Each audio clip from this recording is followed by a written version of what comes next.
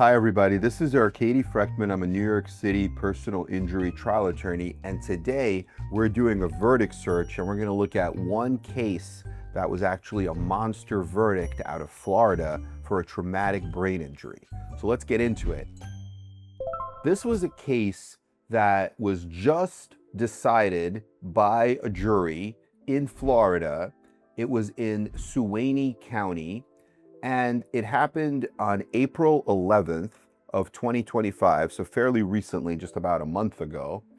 And let's get into it. What is this case all about? So what happened was the plaintiff was a lady who was 36 years old. So it happened back on May 1st of 2016. And this lady, she was a professional musician, 36 years old. She was driving a minivan in the right lane of Interstate 10 in Florida, and her friend was a passenger. And there was an employee of a construction company who was operating a flatbed dump truck on the same highway. He pulled over to the right shoulder because he thought there was a problem with a tire. And so this employee then attempted to move back into the right travel lane. And when he did so, he pulled in front of the plaintiff's car. And so the plaintiff attempted to swerve, but the front passenger side of her vehicle struck the rear driver's side of the dump truck. And so the minivan then spun and rolled. And so the plaintiff, who was the driver, claimed head, neck, back, face, knee, shoulder, elbow, and hand injuries. And her passenger actually died in the crash. So it was a really bad crash. And it turned out that this employee of this construction company operating this flatbed truck had a blood alcohol content of 0.196. So he was really drunk, and he was convicted of DUI manslaughter in connection with the passenger's death. And so the plaintiff here, her name is Althea. She goes by the nickname Leslie.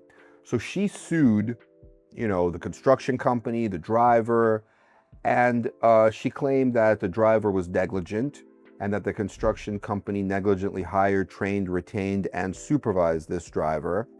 And she also initially made a vicarious liability claim against the construction company, but that was dismissed before the trial. And the passenger's estate filed a separate lawsuit that was resolved and settled before the trial. So this trial was only about the driver. The construction company hired this worker, this employee, as a laborer back in July of 2013 and then promoted him to driver the following January. The plaintiff argued that this individual should have never been a driver because he had a history of traffic infractions, and also he lost his license because of a prior DW or DUI conviction. And so despite all that, they still allowed him to drive. And he also argued that this construction worker continued to drive despite losing his license and being cited for traffic infractions and having this DUI conviction. Yeah, so that was basically the liability part of it. And then with respect to damages, the plaintiff was transported via helicopter to a nearby hospital, and she learned that the passenger had died. And she was so distraught that she twice attempted to kill herself. She did not have any life-threatening physical injury, but she was held in the hospital for several days under what's known as the Baker Act. And so she had lacerations on her face from broken glass. She had a mild concussion, post-traumatic stress disorder, and she had cervical and lumbar herniations, torn ligaments in her right dominant shoulder, and a tear in her right thumb. And she had a prior left knee surgery that included a graft placement, and the accident tore the graft and caused new ligament tears in her right knee. So she had physical therapy, chiropractic, more than 300 medical appointments, injections, and she had 16 orthopedic visits. She needed a thumb surgery, ulnar nerve transposition surgery. She received a cervical decompression and a cervical disc replacement. She had a lumbar discectomy, 2 lumbar fusions, and her other surgeries included 3 shoulder arthroscopy surgeries and a partial left knee replacement. She had a rhizotomy ablation to her lower back after the discectomy. The doctor mistakenly gave her too much medication, which left her temporarily paralyzed for a few days. And then she also received psychological therapy for PTSD, post-traumatic stress disorder, and she was still receiving the treatment at the time of the trial and claimed she would need more of this therapy in the future. And like we mentioned, there was a life care plan for future injections, attendant care, diagnostic tests, pain management treatment, adjacent level lumbar fusions, and the total of that was 6.1 million. Now, the plaintiff also argued that she was a professional musician who used to perform around 200 shows a year. Before the accident, she was able to support herself financially solely with her music, but then after she couldn't perform, she could no longer really play piano, guitar, drums, or bass guitar, and she also, her vocal range dropped a full octave, and as a result, she had to obtain some side jobs to help her pay the bills. And this incident also affected her reputation in the community.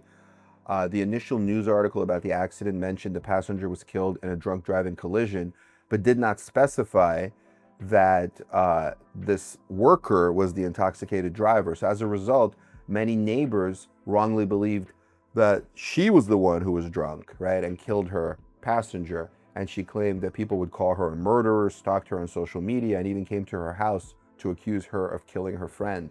And that, in addition to the PTSD and the traumatic brain injury and all these other injuries, was just like a whirlwind for her. So she sought recovery of past and future medical expenses, damages for her past and future pain and suffering, and punitive damages. And her lawyer told the jury to award 125 million to 175 million in compensatory damages. And during the punitive phase, which took place after the jury awarded compensatory damages, the plaintiff's attorney asked for a verdict equal to 3 times the compensatory damages. Now, the defendant, they argued that the plaintiff did not sustain any major or permanent injury, that the radiology expert testified that there was no acute injury on the MRIs. Their counsel suggested an award of 125,000 to 150,000 solely for past medical expenses. And then the pain management expert that the defendants called argued that the plaintiff was not injured in the accident and that none of her surgeries were related to the crash. And the company's neurosurgery expert further gave the opinion that he would not have recommended her for any spinal surgery.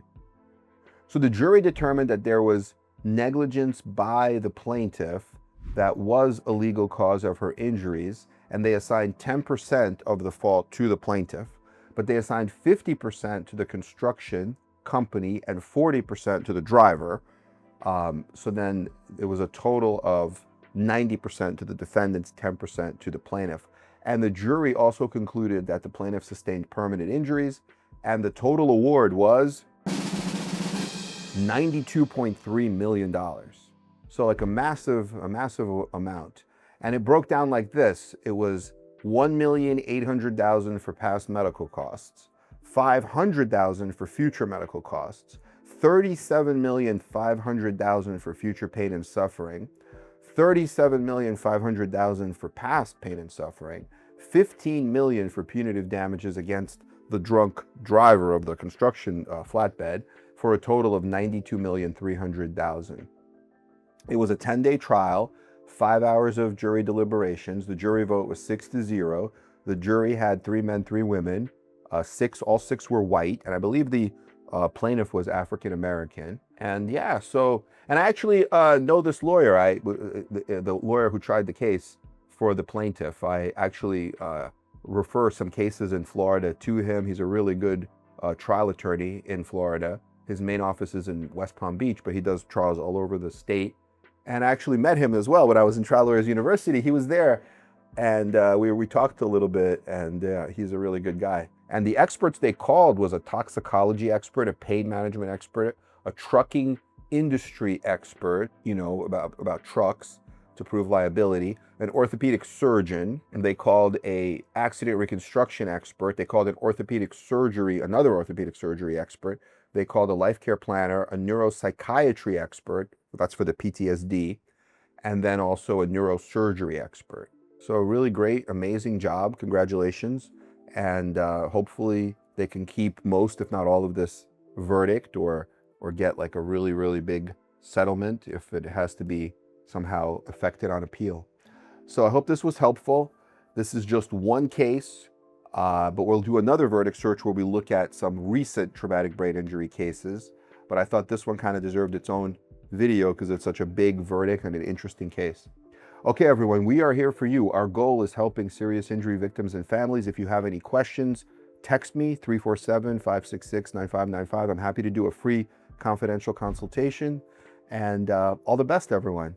Talk to you soon. Please like and subscribe to our channel, and we are here for you.